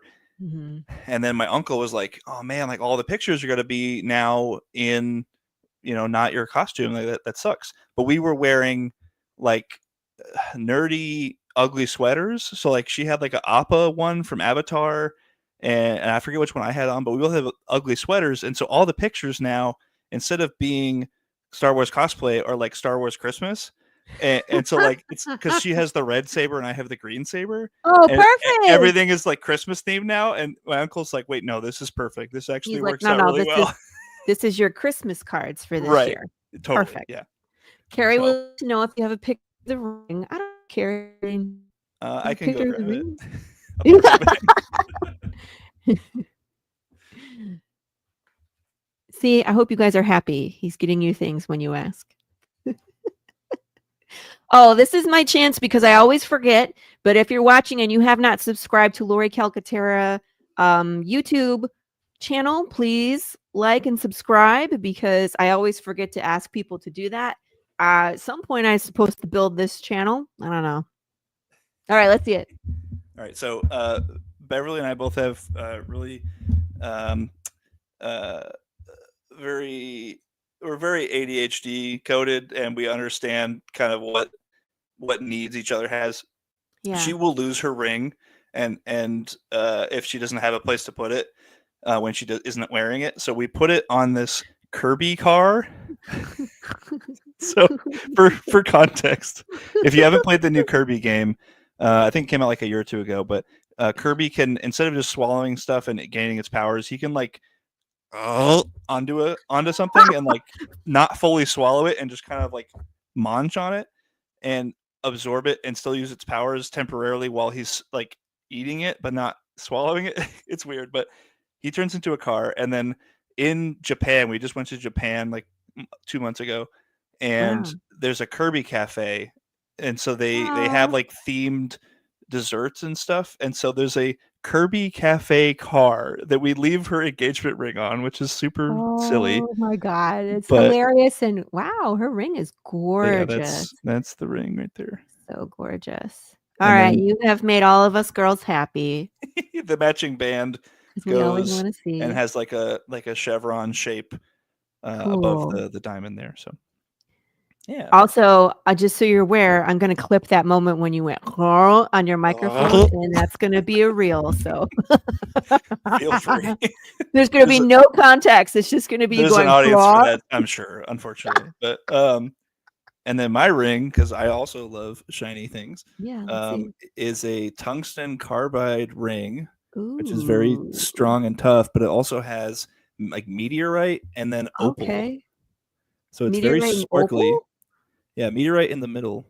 And then there's like purple opal, which is my birthstone for October. You needed space on your ring. I wanted space. Yeah, that's right. Yeah. That big Silver Surfer fan.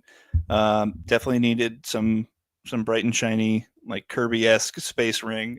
So yeah, Nerdy Romance is cute. We love it. Romance. We love it. Yeah. Absolutely. Star Wars theme wedding? We're definitely still planning the wedding. It'll be next year.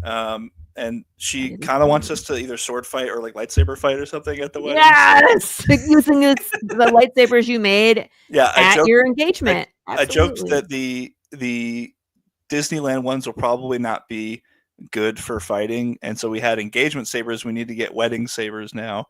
There you go. But you have to get the carbon fiber ones, right? Yeah, they make those. They're always at the Comic-Cons, and I always. Because my sword fighting skills, I go in. I'm like, can I, touch? And they're like, oh yeah, you can't break it. And then I'm just like, whoa, whoa, whoa, whoa, whoa, whoa, whoa, whoa. And they're like, oh girl.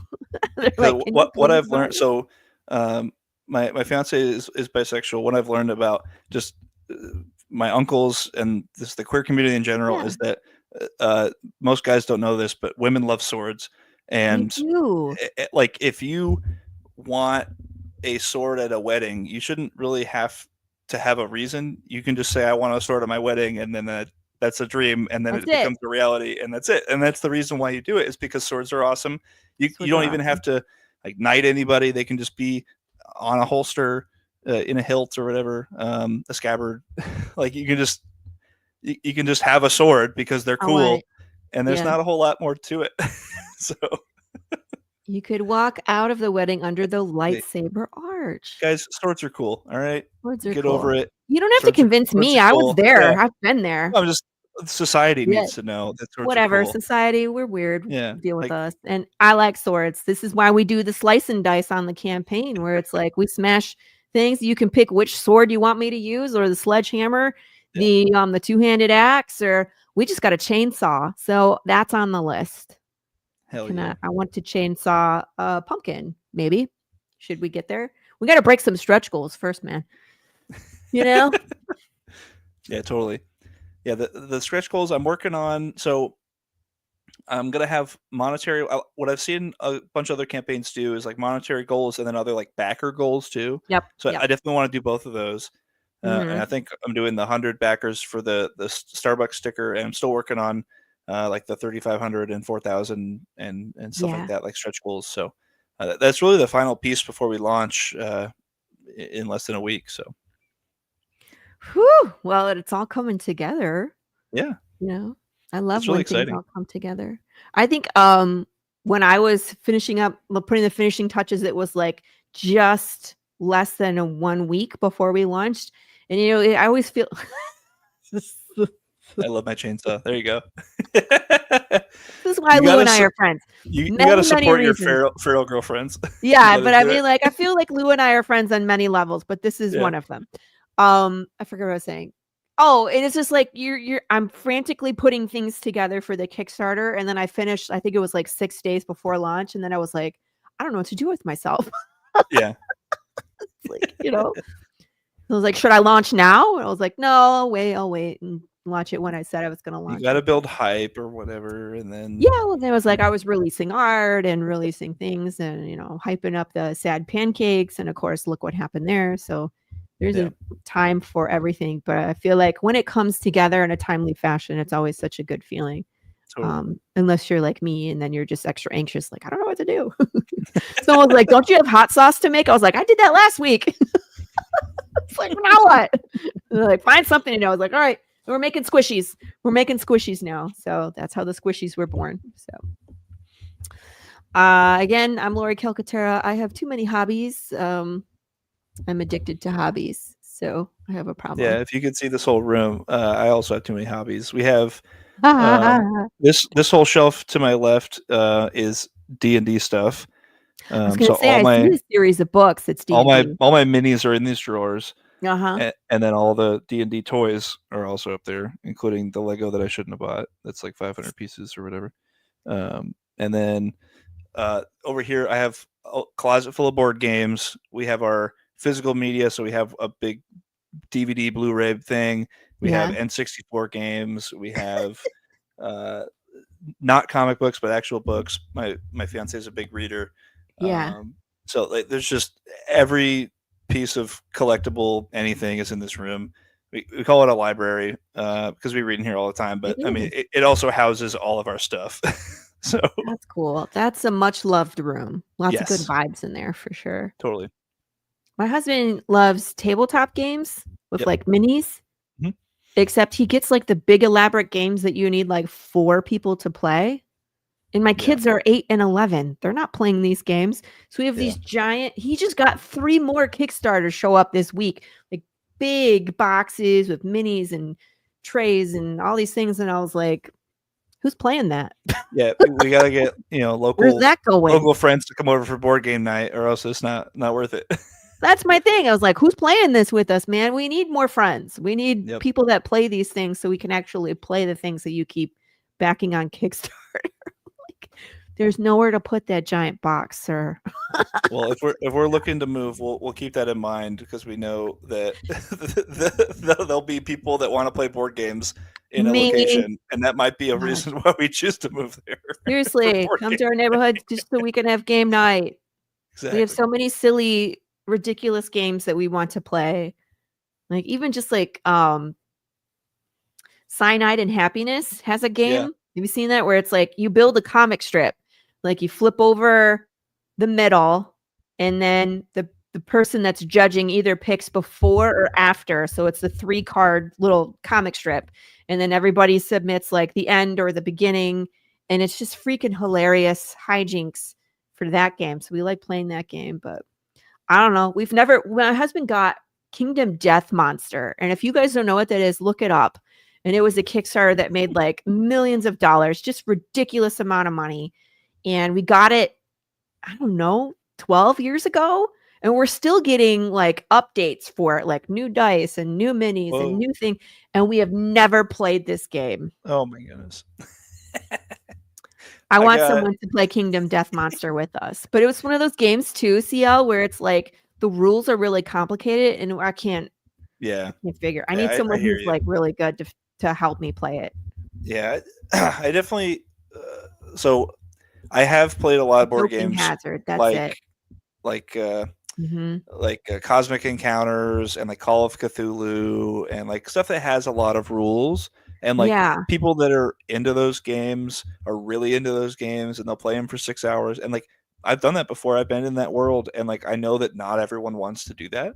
And I think it's a long day. I gravitate towards buying games for myself that I know are easy to get into, like Boss Monster, Splendor, even like Smash Up, like just stuff that's like very simple. Mhm. And so two of my favorite games, I have Sentinels of the Multiverse. I got the Kickstarter Oblivion box, which is like Yeah. the giant black box that holds I every card think in the we have game. that box. Right. Yeah. And we're trying to get friends over for board game night so they can learn all the heroes so we can finally do Oblivion mode and save the multiverse. Uh, Yeah.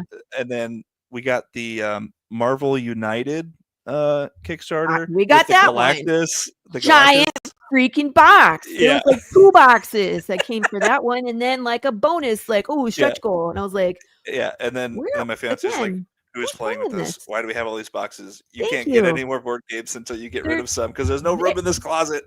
they're huge is the thing. It's not like a deck Yeah. of cards where it's like, okay, here's your game. You know what I Yeah. mean? There's a zombie game that a friend of mine who's from Houston makes, and it's just called Zombie Survival Infection.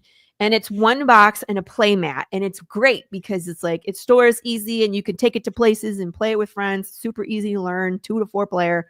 Yeah. But when Dom's like Marvel versus, and I'm like, good God, like There's certain games I will not allow myself to get into. he got the Batman one. Did you Oh see man, that one? no. Comes with all huge Batman figurines and like the cars and all the villains. And I was like, again, who's playing this? Yeah, I'm not trying to play this with you. yeah. Part of it is, I think, just the collection aspect. That's him. And like Beverly knows, I'm a collector, and so like He's when so her mom cute. helped us move, she's like, you're like, you're dating a collector, right? Like he's gonna have just tons of shit. And she's like, yeah, no, I know, I support him. He's gonna support me when I collect books or whatever it is. Right. And she has, so I have a bunch of like Funkos, Marvel Legends, like just kind of smaller figures. And she has the giant like 6 inch and taller statues. Like she'll have like Mhm. the like $1,000 statues. And so like Yeah, I have to support, her of course. having a place for these giant statues the same way that she Those supports my collection of toys and all my books and all my right. board games and minis for D&D and comics and all that stuff. So, Got to. You yep. got to. And I mean, like, I tease my husband, but it's like, Yeah. again, it makes him happy and I'm happy. Totally. You know Yeah. what I mean? So I'm up, but I'm always like, when are we playing this? And he's just like, I don't know. And I'm like, okay. Yeah. But yeah, like there was a store in McKinney that was called Carpe Diem. We should And sell. they had tables upstairs where we could, same thing, like you could set up Yeah. your game and you could hang out and they had snacks and you could play there. And it was a safe place. And unfortunately, Carpe Diem had to close last year. So we were super Man, sad. that sucks. There's Geek Out. I would love to go to Geek Out, but it's a little bit of a hike. It's in Burleson and one in Mansfield, and those take me about an hour. So if I could teleport myself places, well, first I would teleport myself to your house. So the 4 of us could hang out and play games together in your library, your awesome library. We're going to think of a name for that cave. So I think a Do you have a business nickname? idea Yeah. from the chat, inspired by the chat. Yeah. You can have an Airbnb. So like we have a guest room, Ooh. and so we could, in theory, host a nerdy Airbnb where really it's just people pay money and then they get to play board games with us. Ha! You're like, but we stay here. You can stay in the guest bedroom, Well, and then your whole yeah. thing is you're gonna play games with us. Like, Yeah, because like a board game cafe where like you go and you rent the games, you just market that as you're renting out your guest room like an Airbnb, but it also comes with all these board games, and like the nerdy house is the reason why you're booking this Airbnb.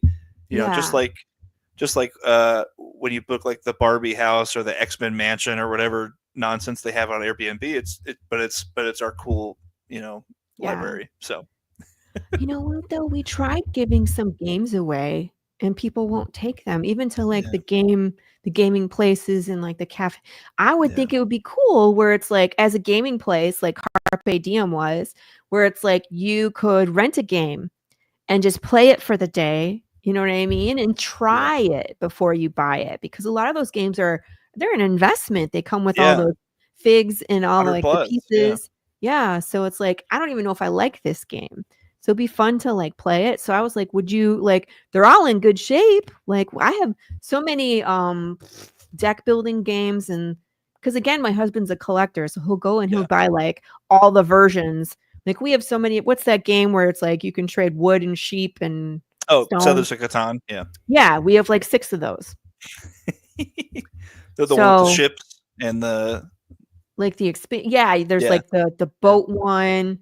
I forget. I don't even know because we haven't played them. But still, I it's like always joke with my fiance that we could open a board game store, a comic store, a board game cafe. Like you if just we have if to we wanted open to, a we just have to move. cafe, We would have to cafe move first, our and then just have library into another building, and we could open yeah. it day one. Yeah, seriously, just have Yeah. like a cafe, get one of those mini refrigerators and stock it with pre-made drinks. Like Yep. a lot of times those companies will fill them for you, Some of them will be like their sponsor and they'll come fill it, Yeah. Just to bring people in to buy their stuff. Yeah, And maybe then when we retire, we'll make a yeah, a safe place, just like Jason did with Cosplay World, and we'll start making a safe place for people to come play board games or something. It's one of those things where it's like when I win the lotto, I Yep. won't announce it, but there'll be There'll be signs. signs. Right? And Yep. that's one of them. Like, I own this building. You can come play games and buy my freaking sourdough bread and sourdough cookies and macaroons and fresh coffee there. That's the See, dream. like a warehouse. Do that. Have a safe place. And then also, I also plan on buying Santa Claus, Arizona. If I were to win the lotto, that's what I'm gonna do. Is all of I'm gonna buy it. It belongs to me now. The Because supervillain plan. it's a ghost town. Yeah. But it's in my story. It's the first place that Jude St. Clair is going to is this town called Santa Claus. And then so I would just move in and make it Path of the Pale Rider world. Yeah, it's always fun to do like thought experiments of like, all right, if I had $1 million, right, what would I do? $1 billion to invest in this? I'm if pretty Marissa sure Tomei was in my movie and I had all this right. clout, what would I do? Right, exactly, right. If I had clout, what are the things that I would Yeah. say to Netflix? Like, yeah. I'm pretty sure if I had $1 million, I would be spending it to build a building to put my husband's board games in. Yeah. Pretty hilarious. All right. Well, it's time to wrap it up here. I can't believe 2 hours flies by so quick every week. There's tons of nerdy stuff to talk about, and we didn't even talk about any of the cool TV shows or movies that came out since we last talked. So man. We'll never cover it all. No, and that just means that you'll just have to come back in another 6 months and we catch up again. That's right. That's all we have to do. Do you plan on being in any Comic-Cons anytime soon? Like, so the most recent appearance, if you are in Virginia, on launch day, we're doing a launch party at a place called Zeke's, ZEKE''S.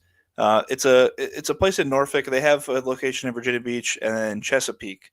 We're having a launch party at the Chesapeake Zeke's. There'll be food, drinks, and signed comics. So I'm doing a little art exhibition there. And my comic art will be up on display at Zeke's for the entire month of August.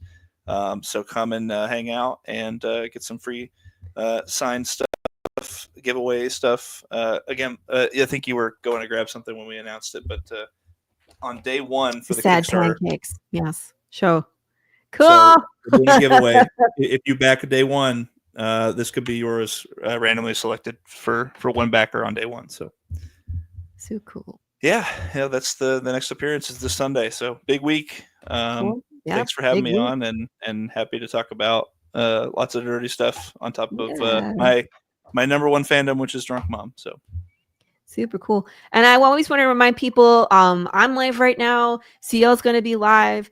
When we indie creators run campaigns on Kickstarter or any crowdfunding platform, it is the most important time for us. So it guarantees that we can recoup money, that we can pay artists their full page rate because they are worth every penny. It ensures that we can order you cool merch and just give you something new and exciting. Clock out of your life for, 20 minutes, 30 minutes and enjoy the world we've created, that you can walk around and forget about your bills, your job, your shitty neighbor, whatever's going on in your life. Come walk around in our world and escape for a little bit. So I think a big part of it too is just getting involved in the community, right? So Mhm. I've backed, Path of Pale Writer. So if people go to Thank my you. page, they'll see. Sure, I've created 4 comics. But also, I think backed like over 100. So like Yeah. they know that like I'm in the community, and so Yes. especially if you're a comic creator and you're just checking out Drunk Mom. I mean, if you show up uh, in my social media feed, I'll probably recognize the name and say, "Oh my gosh, this Mhm. person has a comic too. Well, they supported me. Let me go check out their comic." It's just a Absolutely. constant organic, growing of who your sphere of friends and family are in your comic community. So that's really Yeah. the most rewarding part for me is just getting to know people who have their own fun and exciting nerdy hobbies too. So And that's why I love this show, is yeah, that I get to interact on a one-on-one basis and get to learn about you, because a lot of times we're on panel shows together, so, like, you and I might have interacted on, like, Travis Gibbs' show or, JD, Rosario, and, like, they have big panel shows, and it's good to meet people and kinda get in like, I understand what sphere you run in, but I love it when we have one-on-one time on my show because I have all these questions for you and I don't get to ask on the panel show. yeah. And And I'm nosy, and I wanna know. if you didn't, if you've never met me before and this is the first time you're seeing me, go back and Yeah. watch the last Yeah. Tuesday morning brew with me on it. We talked a lot about my Where artistic background, my writing Yep, and drawing background. So where yeah, you if came from. if you're interested in Absolutely. more of that, like a bio or like a professional history, that last Mhm. episode is definitely the one for you. So Yep. Go check it out, guys, yeah, for sure. And thank you again for coming on the show. of It's course. this again, it's so fun to, like, just catch up with returning guests and see where you're at and where I'm like, where I'm at and, kinda cheer each other on because this is Yeah, it's not for the weak, man. Every time I run a campaign, I question all my life choices. 100%. Yep.